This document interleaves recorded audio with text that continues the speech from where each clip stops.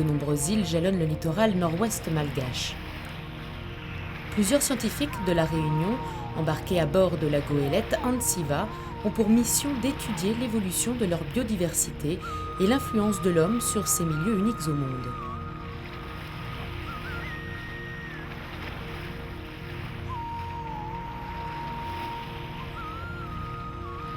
Sous un ciel menaçant, Nossi Ranch, la première destination, apparaît. Surnommée l'île aux tortues, elle est composée de 2 îlots, reliés par un cordon de sable blanc, que la marée vient inlassablement recouvrir. Les 2 scientifiques qui débarquent sur l'île sont des spécialistes des tortues marines. Jérôme Bourja, d'Ifremer, et Stéphane Sission, de Kélonia, retrouvent Ignace, employé de l'hôtel de luxe implanté sur la plus petite des 2 îles. Ignace est un employé d'hôtel un peu particulier. Là, il y en avait 32 qui sont sortis ce matin. Je fais plonger les mains comme ça. Donc je sens qu'il y a leur tête qui bouge là-dessus. Et là, tu as des crabes qui viennent des fois contre le grillage, là, quand les tortues montent ou... Ah ouais, ouais. Ils vont sortir. Ouais. Et là, j'ai remarqué qu'ils sortent surtout à la marée haute. À la marée haute? Moi, je crois qu'ils sont dans la marée montante qui est... Ouais.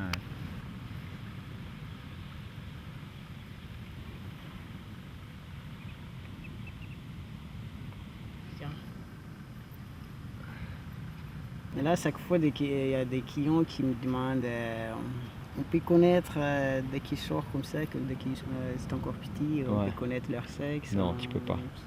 Enfin, il faudrait faire une prise de sang, quoi. Ouais. Mais extérieurement, comme ça, il n'y a aucun moyen de savoir, quoi. Donc là, elles peuvent sortir en 3 fois, tu disais, quoi. Sur 3 jours, un petit peu chaque jour. Chaque jour. Bon, on va les laisser courir pour qu'elles s'imprègnent du sable. Allez. La liberté. Allez les filles, à vous. Les scientifiques pensent que la tortue de mer enregistre les caractéristiques du sable de son lieu de naissance. Une fois adulte, bien des années plus tard, elle reviendra sur la plage qu'il a vu naître pour pondre à son tour. Ce 6e sens des tortues reste encore un mystère pour les chercheurs. Toutes les nuits, Ignace fait le tour de l'île. Son rôle est de repérer les pontes et de compter les œufs des tortues. Ensuite, il protège le nid des prédateurs avec un grillage. Ignace n'est plus un néophyte en matière de tortues marines. Il a été formé par Stéphane et Jérôme voilà plus de 2 ans pour pratiquer des prélèvements génétiques qui sont analysés à La Réunion. La direction de l'hôtel a bien compris tout l'intérêt de la protection des tortues. En cas d'émergence ou de ponte, Ignace n'hésite pas à réveiller les clients qui en font la demande. Ils sont de plus en plus nombreux et toujours ravis d'assister à ce spectacle unique. En face de l'hôtel, la grande île abrite un petit village de pêcheurs traditionnels. Un accord avait été trouvé avec le chef du village. L'hôtel s'est engagé sur plusieurs plans et notamment en matière d'éducation. Après quelques années de cohabitation, les pêcheurs ont des avis partagés. Fonctionnant autrefois au pétrole, le phare centenaire est définitivement éteint. La maison du gardien a été remplacée par une école, financée par l'hôtel. C'est l'hôtelier qui paie mon salaire et qui assure le matériel scolaire, tout le matériel scolaire. Voilà la relation. Parce que le recherche c'est de la fortune là-bas, donc ils sont obligés d'assurer le matériel scolaire et mon salaire. Beaucoup de touristes qui disent que, et même les guides peut-être, Iran c'est une tortue. Non, Iran ce n'est pas une tortue, mais c'est une princesse. L'instituteur nous raconte la légende de la princesse nommée Irange qui a fondu la mer pour arriver sur l'île. Les scientifiques quittent à regret l'île de la princesse. La mission ne fait que commencer. Après, le plus intéressant, donc, on a décidé, c'est d'aller faire les îles Radam avec Nossi Kalakatjuro ici et Nossi Antanimour. Et après, bon, comme la côte est très grande, c'est aller directement sur le site de la baie de Morumba, donc qui potentiellement peut être très très intéressante. C'est une baie assez fermée où on aura peut-être la chance de rencontrer de nouvelles espèces de tortues. Ouais, c'est bien. Bon, puis après, de toute façon, sur toutes ces îles-là, c'est ce qu'on avait vu dans l'émission précédente, il y a toujours même si les îles ne sont pas habitées, et surtout si elles ne sont pas habitées, Il y a des pêcheurs, des camps de pêcheurs. Et on a toujours eu pas mal d'infos avec eux. Ouais, on c'est a ça. trouvé des. Souvent ils consomment la tortue, donc on a des carcasses, on peut récupérer l'échantillon et puis on a des infos sur les tortues. Les îles Radam, au nombre de 4, à proximité de la Grande Terre, sont occupées par les plus importants campements de pêcheurs de cette côte nord-ouest. Une à une, en fin d'après-midi, les nombreuses pirogues sont de retour. Depuis quelques années, la majorité des pêcheurs se spécialisent sur un produit particulier.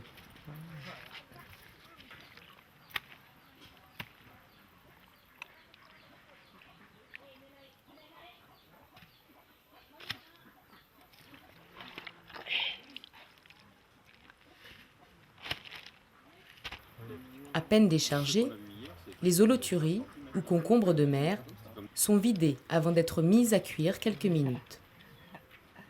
Plusieurs espèces sont présentes. Toutes n'ont pas la même valeur pour les futurs consommateurs chinois. Madame Sour vit sur l'île depuis 5 ans. Elle gère cette partie du camp.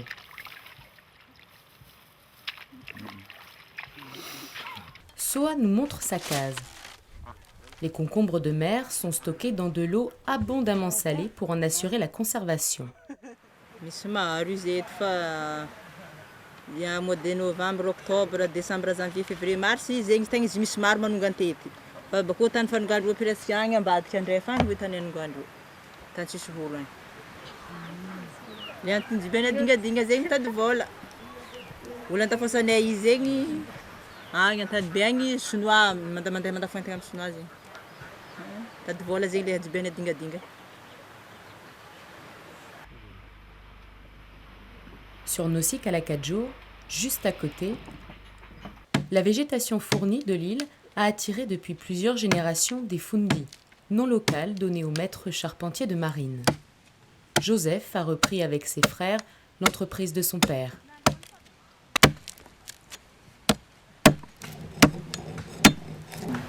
Zana nagnamboarako lahaka io efatra fanjavaka. Agnatin'izy efatra fanjava io za ataoko ny matériel ndraiky fa rehefa efa vita 12 millions zegny.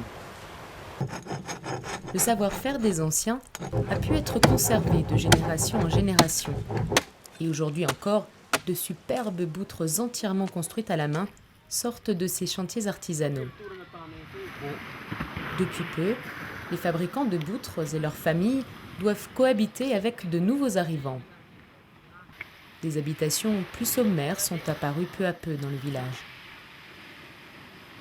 Retraite zio valo ambin'ny folo, roapolo farany ambany. Miragna aby jiaby. Roapolo, 5 ambin'ny folo metre. Ty farany lafo. Amidingadingana jiaby ty. Ty mbala ambany be. Ty tena farany ambany. Torty tsy mety hoanigny.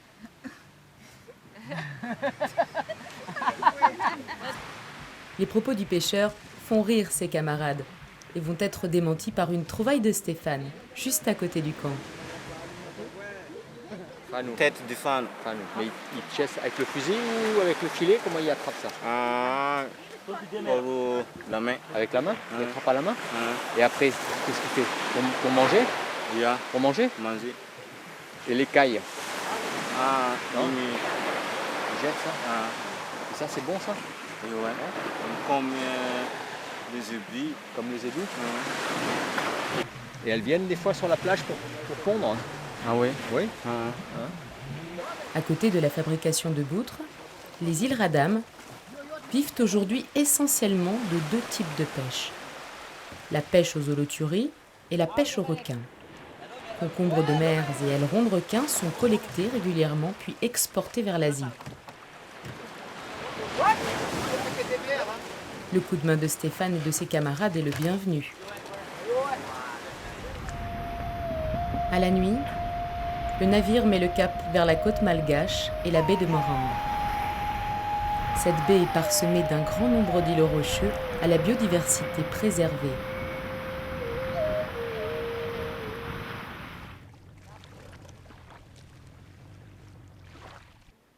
Stéphane et Hendrik ont repéré un village de pêcheurs. Ils accostent sur la plage.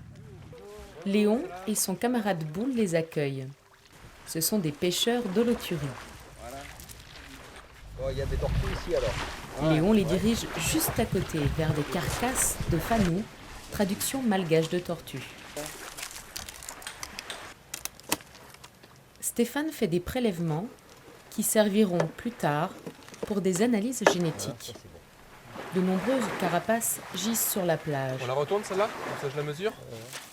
Les pêcheurs ont l'habitude d'attraper et de manger les tortues de la baie de Morambe. Tu prends bien le bout là? Oui. Voilà. Donc celle-là 98. Et c'est quoi les meilleurs? C'est les grosses ou c'est les petites? Oh, les gros, les gros c'est meilleur. Oui, ah ouais, la viande est meilleure. C'est bon. Et comment tu prépares? Tu fais bouillir? Oui. Tu fais bouillir? Après, tout ça, des épices comme ça. Ah ouais. D'accord. Et vous partagez quand il y a une tortue? Vous partagez avec tout le village? Avec tout le village, comme ça. Vous mangez tous ensemble? Ah ouais. Ça, c'est des grands filets, ça? Des grands c'est très filets, long. ouais. Combien de mètres? 200 mètres. 200 mètres? Ouais. Et où est-ce que tu les mets? Tu poses devant, là? Tu mets... Devant, on le trace de ça le pirogue. Ouais. Toute la largeur, comme ça? Oui. Toute la largeur? Oui. Fan mange les algues pendant la saison. Ouais. Mais après, il faut sortir le bain de Morambe après le mois de juillet. Il sort au large. Comme ça. Ah, tu veux dire que pendant une saison, elles sont là et après, elles s'en vont? Oui.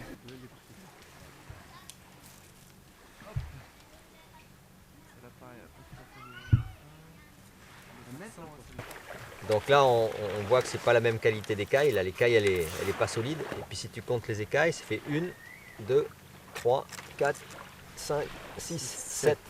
Ça, c'est une tortue olivâtre. C'est une tortue olivâtre, ça. C'est une autre qualité encore. Et voilà.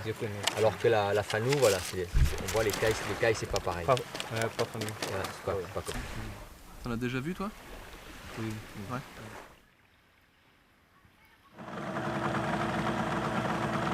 Salut! Hello, man.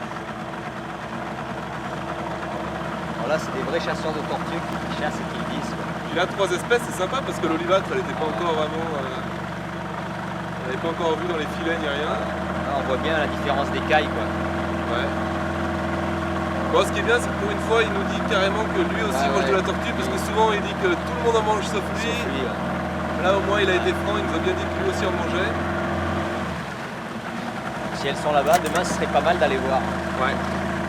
Si elles se nourrissent sur l'herbier, à mon avis, il y a un herbier, il faudra aller voir là-bas. Lendemain matin, Léon et ses camarades déjeunent avant le départ à la pêche. Léon a déjà travaillé sur un bateau de pêche industriel à La Réunion. Il espère gagner suffisamment d'argent avec les concombres de mer pour pouvoir se payer à nouveau le voyage et retravailler sur un palangrier.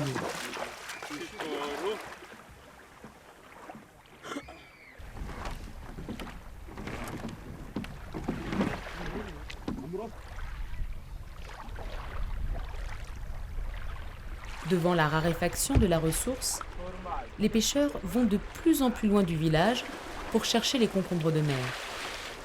Les plus convoités sont les plus rares. Il faut plonger de plus en plus profond pour en trouver. Léon, en bon capitaine de pirogue, a repéré un coin entre 2 îlots. Boula, tu préparé un jeu rendre na roa.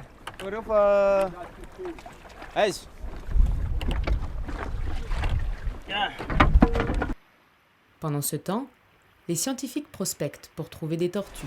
Técha nous a dit que c'était par là que les tortues venaient. Et voilà l'herbier. Bon, c'est pas un herbier qui a l'air trop brouté. Ce serait peut-être bien, c'est de revenir à marée haute quand tout ça c'est couvert pour voir les tortues, parce que ce que disait le pêcheur, c'est qu'il voyait vraiment bien les têtes qui sortaient et les tortues qui respiraient. Ouais, puis visiblement, c'est vraiment la zone là entre les rochers, c'est toute cette baie dans cette baie là. Voilà, tous ils disent que c'est là que les tortues se concentrent. On fait ça cet après-midi? Ouais. On va la marée remonte.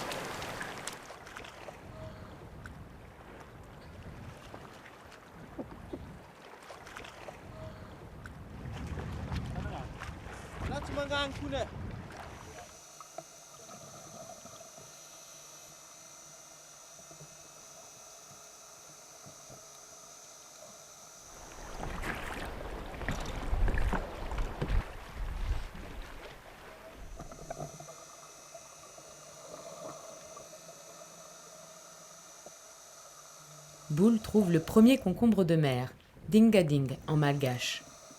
Les autres pêcheurs en ramènent aussi quelques-uns au bateau.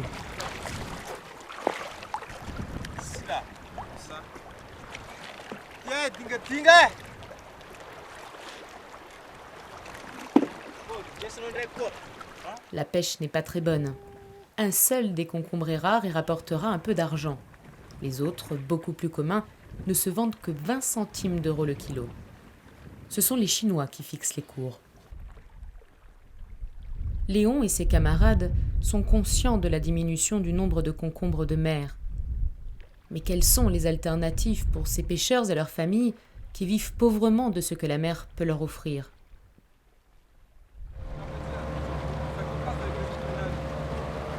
D'après les pêcheurs, ce n'est plus la saison des tortues dans la baie. Stéphane, Jérôme et Hendrik espèrent malgré tout en voir quelques-unes. Après plus de 2 heures de prospection, il faut se rendre à l'évidence. Les tortues ont déserté le lieu. Peu importe, la beauté de la baie, surnommée la mini-baie d'Alang, leur fait oublier l'absence de tortues, et une fois de plus, il est bien difficile de partir. La baie de Morambe est la dernière escale habitée. En dehors de Nossi Ranch, les 3 scientifiques n'ont vu que des carcasses de tortues. À l'évidence, habitants et pêcheurs itinérants en consomment régulièrement. Le bateau s'éloigne de la côte malgache, direction Juan de Nova, en plein cœur du canal du Mozambique. Après 2 jours de mer, les chercheurs aperçoivent l'île à l'horizon. Le planning de mission prévoit 4 jours sur place. C'est peu. Rien ne doit être laissé au hasard. Juan de Nova est une des composantes des îles éparses françaises. Elle est devenue réserve intégrale il y a une 30aine d'années. L'île est aujourd'hui encore marquée par l'activité humaine du siècle dernier et de nombreux vestiges de cette occupation en témoignent. Entre 1900 et 1968, l'île a subi une exploitation intensive de guano. La maison d'Hector Paturo, dernier colon à avoir habité l'île, trône encore au centre de Juan de Nova. Pascal, le gendarme de l'île, est le représentant du préfet. Il assure la présence administrative française et surveille l'arrivée d'éventuels bateaux.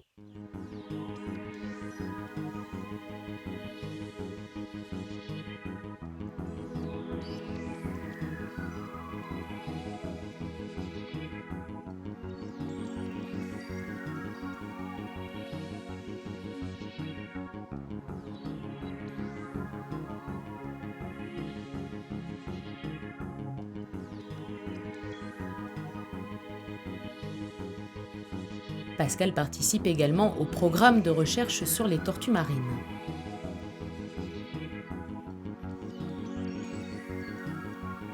Tous les jours, il effectue sa tournée solitaire pour repérer les traces des tortues venues pondre pendant la nuit.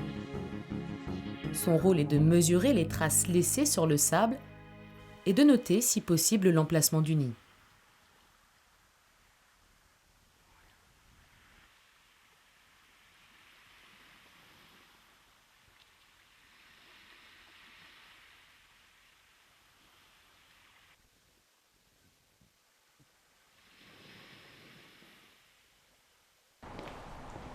Aujourd'hui, Pascal accueille les scientifiques de la Réunion.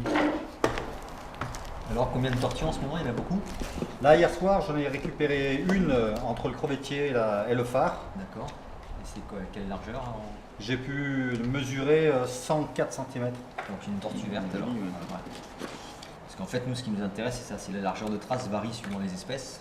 Les tortues imbriquées, c'est moins de 80, et les tortues vertes, c'est autour de 100 cm. Là, je les ai vues sur 5 jours. Elles étaient environ 45 tortues. Il y avait donc de la petite pour moi, environ 30 cm de diamètre, jusqu'à environ 100 voire plus. Donc je pense qu'à marée haute, tous les requins qui sont à l'extérieur doivent rentrer dans le lagon pour se nourrir.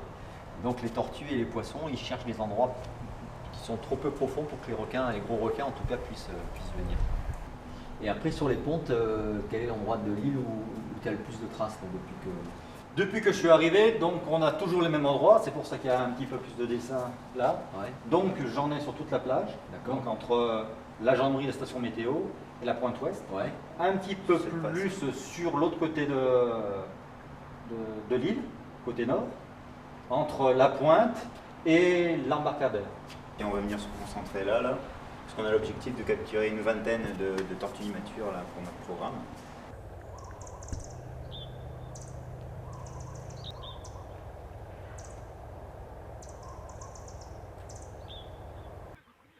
Au petit matin, les scientifiques se rendent vers la fameuse baie indiquée par Pascal, le gendarme.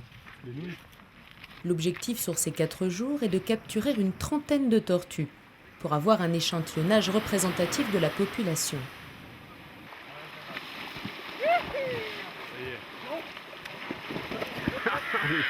Allez! À peine arrivé, Jérôme attrape la première tortue.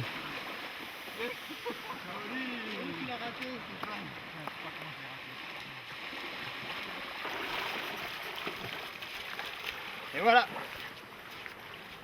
Ok. C'est bon. Stéphane effectue un prélèvement génétique indolore. 53.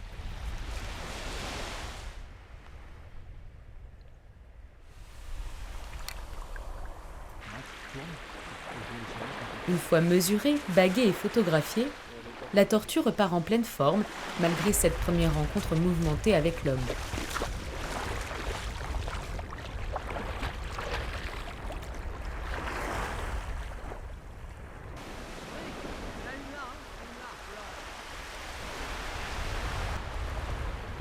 Les chercheurs avaient eu de la chance.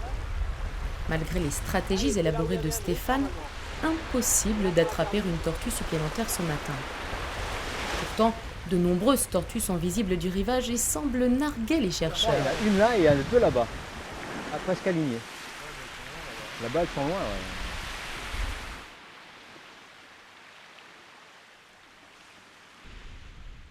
Il est déjà tard et toute l'équipe doit rentrer au bateau. Changement de tactique. C'est en bateau que l'équipe se rend vers la barrière de corail, à proximité de l'épave du charbonnier. Ils espèrent y trouver des tortues d'une autre espèce, les imbriquées.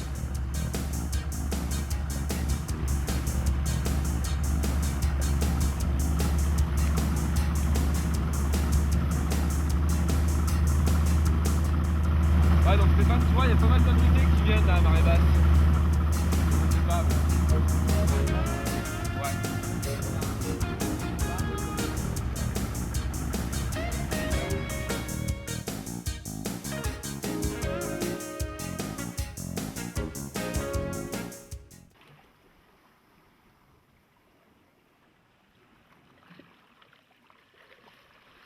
Hélas, ils n'ont pas plus de chance. La plongée en apnée s'avère infructueuse. Les tortues semblent avoir déserté la zone.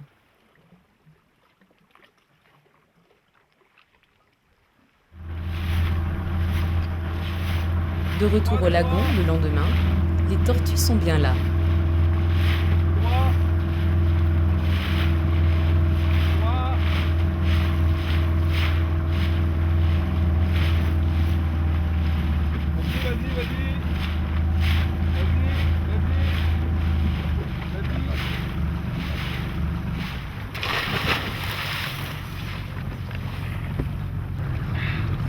Yes, là genre. Elle est belle. Je suis arrivé du large. On a encore les couleurs de la face Pendant l'exploitation de Juan de Nova, les tortues étaient chassées pour être mangées avec leurs œufs et avaient presque totalement disparu de l'île. Depuis le changement de statut de l'île en réserve naturelle, les relevés de ces 15 dernières